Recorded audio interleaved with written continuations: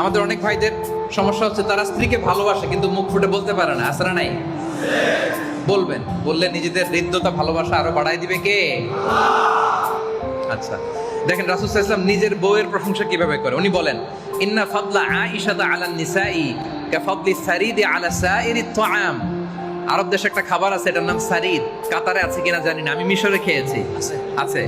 আচ্ছা, কেমন যেন গোশত রুটি দিয়ে কয়েকটা স্তর করে পরে কেটে কেটে খায়। তো আমি তো মিশরের আল আজহার ইউনিভার্সিটি থেকে ব্যাচেলর করেছি। ওখানে ছাত্রাবাসে যখন থাকতাম, ঈদের দিন আমাদেরকে এই খাবারটা দিত, আমার মনে আছে। ঈদের দিন সারিদ দিত। তো হঠাৎ জিজ্ঞেস করলাম, এটা আবার কি খাবার? বলে যে এটাই সারিদ।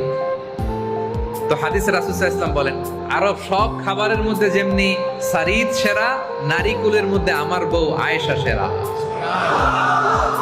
তো উনি কি আয়েশা রাদিয়াল্লাহু তাআলার প্রশংসা করতে লজ্জা পাইছেন? তা আপনি লজ্জা পান কেন? প্রশংসা করবেন তো নাকি?